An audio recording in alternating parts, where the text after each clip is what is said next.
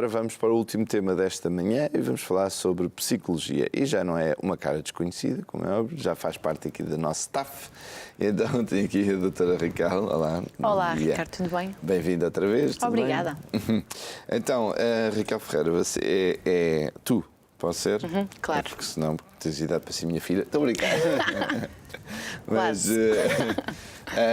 Raquel, nós vamos falar sobre psicologia, não é? E é um tema muito abrangente, portanto, muitas coisas se pode falar sobre isto, por isso faz todo sentido vir regularmente. Antes de mais, para quem não tenha assim muito conhecimento ou nem nunca consultou um psicólogo, não é? Quais são as vantagens de uma pessoa, ou porque é que uma pessoa há de consultar um psicólogo? Bom, em primeiro lugar é preciso perceber o que é que nós fazemos, não é? O que é um psicólogo. E, portanto, no fundo, um psicólogo é aquele, e trouxe esta imagem, que eu acho que explica aqui um bocadinho melhor, de uma forma resumida, aquilo que é o nosso trabalho e porque é que nós existimos, não é? E qual é o nosso papel. E, obviamente, que um deles passa por lidar aqui com algumas mudanças da nossa vida, que acontecem, é normal, desde muito pequenos até uma fase adulta e por aí fora, portanto, a nível individual e depois a nível interpessoal, não é? Nas relações com os outros, seja de casal, seja familiar, seja a nível de profissional, exatamente. Portanto, nós ajudamos, no fundo, a lidar com algumas mudanças que existem, alguns problemas, alguns conflitos e, portanto, depois também fazemos um trabalho pessoal, de autoconhecimento, desenvolvimento de algumas competências através de ferramentas práticas, de exercícios que as pessoas podem fazer, portanto, para ajudar a melhorar e encontrar a harmonia que toda a gente procura, aquele bem-estar, não é? Claro. Que todos nós queremos e que procuramos na vida. Então, eu depois, claro, estava a ouvir-te e não estava a ler o que é que estava ali o que é ser psicólogo, não é? No fundo, foi isto que tu estiveste a falar, era o que estava ali escrito. Não é? Exatamente. Portanto, tem muito a ver lidar com as mudanças da vida, superar obstáculos, não é? Dores e lutos, portanto, em casos de perda, que também é muito importante. Entender... Essa é das partes que a gente está mais habituados a ver acontecer. Uma pessoa que não está a suportar um luto ou uma mudança radical, assim, inesperada na sua vida, é normal aí uma pessoa procurar ajuda de um psicólogo. Mas, exatamente, e deixa-me que te diga, Ricardo, que luto, as pessoas associam sempre a uma perda de um ente querido. E não é necessariamente assim. Por exemplo, um processo de divórcio também é ele um processo de luto. Portanto, no fundo, é qualquer mudança ou qualquer perda que nós temos na nossa vida, seja a nível profissional, nós perdemos o nosso trabalho, nós perdemos uma relação. Portanto, tudo isso são processos de perda e de luto, que englobam várias fases normais e, portanto, nós, enquanto psicólogos, o que fazemos é ajudar nessas fases para que elas sejam um bocadinho mais harmoniosas e que causem o menor dano possível. Para além disso, também temos a questão de aprender e de ensinar, no fundo, através das tais ferramentas de que falávamos, a ajudar as pessoas a lidarem com a sua dor emocional e a se conhecerem melhor. Não é? O que é isto do equilíbrio emocional, o que é isto das emoções, como é que eu posso geri-las melhor e por aí fora. E depois temos casos mais patológicos, chamemos-lhe assim, ansiedade, depressão e por aí fora, que depois fazemos esse acompanhamento psicoterapêutico mais vocacionado para essas patologias. Eu vi ali também as fobias, os medos, não é? Exatamente. Não há ninguém que não tenha uma coisa dessas, quase. Sim, nós temos, principalmente desde que nascemos, não é? As crianças têm tiques e depois têm determinados medos, do escuro, de animais, por exemplo, embora o Hobbes seja aqui um cão muito querido. Portanto, temos determinadas fobias que vamos desenvolver. Porquê? Porque pelo medo, pelo que é desconhecido, não é? E depois, ao longo do nosso desenvolvimento, vamos aprendendo algumas ferramentas para lidar com esses medos. Obviamente que na idade adulta há umas que não são assim tão fáceis de ultrapassar e, portanto, estamos cá nós, é a nossa missão, é o nosso papel, não é? Ajudar estas pessoas a terem uma vida mais tranquila e, portanto, a poderem sair à rua de uma forma mais descansada e poderem lidar com estas coisas todas. E tudo isso, então, para chegarmos ao tema do dia de hoje, né? Esta introdução, que é um tema que, não sei, isto acho que não tem fim, as conversas que se podia ter acerca deste tema, que é a depressão.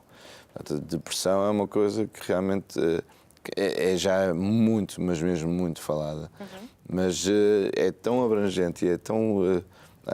pode haver tantas coisas que possam causar isso. É quase infindável, é um mundo infindável. Certo. É muito falado, é uma das patologias que mais temos no mundo inteiro. Anda ali um bocadinho a par com a ansiedade. São as duas maiores patologias de que falamos. E para nós termos uma noção, em 2016, ou mais ou menos por ano, são diagnosticados 400 mil casos de depressão, o que é alguma coisa, não é? É considerável. Mundialmente? Em Portugal. Estamos a falar em Portugal. Aí sim, aí é considerável. Agora, mundialmente, estava a pensar, isso não é nada. Não, mas... em Portugal.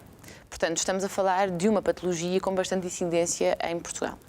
E, portanto, para termos uma noção, em 2016, isto são estudos os mais recentes que temos até então, não é? Em 2016 foram vendidos 30 milhões de psicofármacos para a depressão. Portanto, estamos a falar de uma coisa importante. E importante porquê?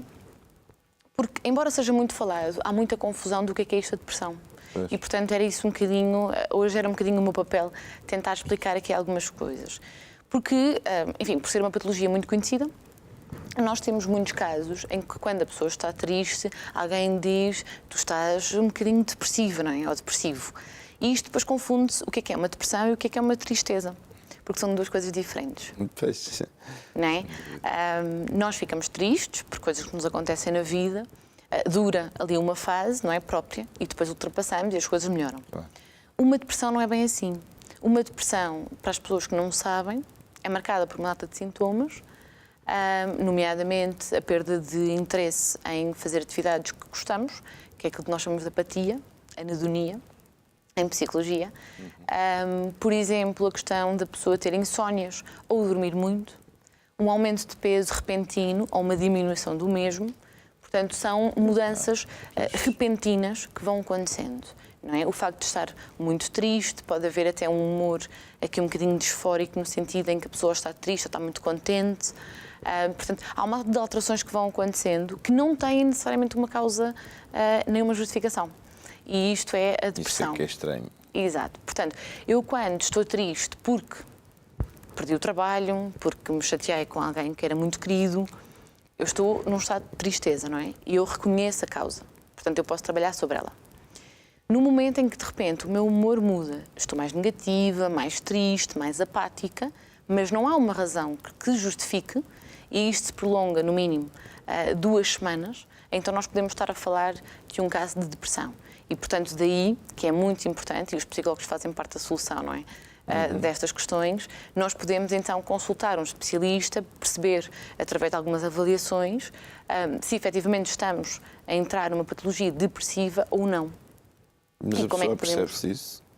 A pessoa percebe-se que não está bem, porque de repente deixa de ter prazer em socializar com os outros, chora muito, fica muito triste. Portanto, a pessoa percebe que está num estado mais negativo. O que acontece é que muitas vezes é uma espiral e, portanto, a pessoa deixa-se ficar, enfim, na sua zona de conforto e vai deixando passar. E por norma... é isso é que eu estava a pensar. Ela se calhar deixa passar porque não se está a perceber bem profundamente o que é que lhe está a acontecer.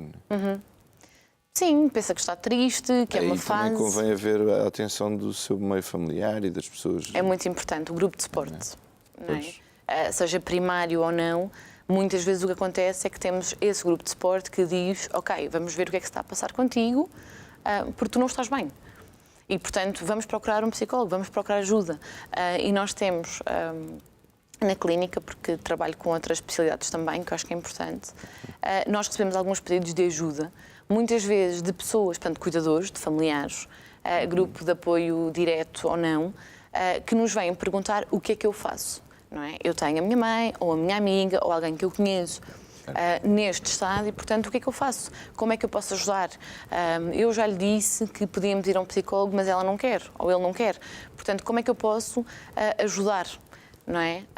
E nós recebemos muitos pedidos assim. Portanto, quem procura nesses casos nem sempre é a pessoa em questão, é muitas vezes os familiares ou as pessoas mais próximas. Claro, os amigos, aqueles que estão habituados a ter ali uma pessoa que já conhecem muito bem e que de repente vem, ela não está bem, porque eu já a conheço com a palma da mão, não é? Mudou de repente, não é? Pois. Era uma pessoa que tinha tanto gosto em fazer o almoço, em promover convívios, que gostava de dar um passeio, e agora já não é nada Ou disso. simplesmente ir todos os dias beber um café, a seguir ao jantar com os amigos, depois deixa de aparecer, fica em Ou casa. arranjar-se, por exemplo, no caso das mulheres, não é? E os homens também, então. Os homens também, é verdade. É verdade, é verdade.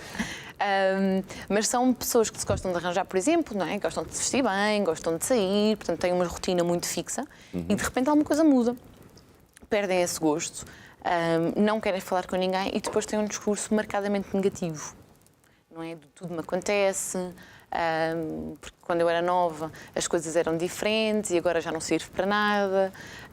E depois nós temos, tendencialmente, determinados períodos em que é mais tendencioso nós desenvolvermos algum tipo de traços depressivos e, portanto, depois podermos efetivamente entrar numa depressão. E são vários. Nós temos... Eu lembro, por exemplo, da mudança do ensino secundário para a universidade. Esse eu sei que é um caso que muitas vezes não é nada fácil. Sim, por exemplo. O jovem está a 18 anos em casa dos pais e de repente, de um dia para o outro, está sozinho e tem que cuidar da casa toda, tem que fazer o comer, tem que ir às compras, tem que ser adulto de um dia para o outro. É verdade. E muitas vezes não há essa preparação prévia também. É um facto. E, portanto, o que acontece é que muitas vezes se gera aí, precisamente, um sentimento de eu não sou capaz, eu não consigo fazer isto, eu não sei fazer isto. E, portanto, todos esses sentimentos, não é, que depois provocam que uma quebra na questão da autoconfiança podem depois levar a sentimentos mais tristes, não é, e mais depressivos, e a pessoa efetivamente acredita que não sabe fazer nada e que não é capaz de fazer nada e que nunca será tão bom como os pais esperam, por exemplo, como os pares esperam, como o colega que também é da mesma turma, e, portanto, há muito esse síndrome de comparação não muito saudável, que depois gera ou pode potenciar algumas patologias que depois é importante resolver.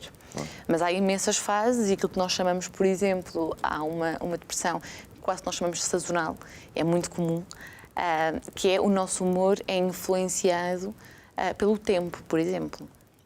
Portanto, se nós formos analisar... Exatamente.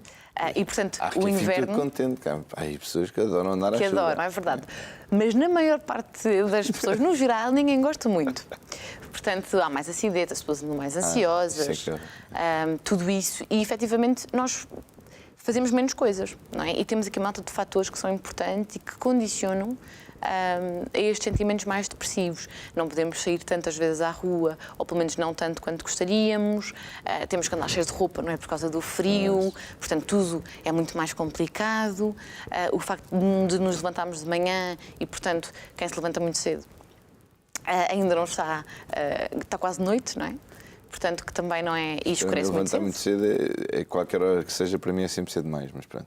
É sempre. Mesmo que seja ao meio-dia, é cedo demais, não interessa. Para o Ricardo e para a maior parte dos portugueses, não é? É um facto. E, portanto, todos esses fatores são importantes e, portanto, nós temos aqui um tipo, porque existem vários, não é? Nós temos depressões, enfim, de 2 semanas a 2 meses, são mais curtas, que depois podem ou não evoluir para aquilo que nós chamamos de uma perturbação depressiva persistente, portanto, que são aquelas que duram muitos anos, 2 anos e por aí fora. E depois temos estes picos, que pode ser, por exemplo, uma depressão sazonal, que tem a ver com determinadas alturas do ano, em que é mais propício as pessoas ficarem mais depressivas. Nós não vemos ninguém no verão, depressivo. Não é? Assim triste. As pessoas andam muito mais felizes, bronzeadas, mais descontraídas. Eu, por acaso, pensava que ias falar do Natal. O Natal...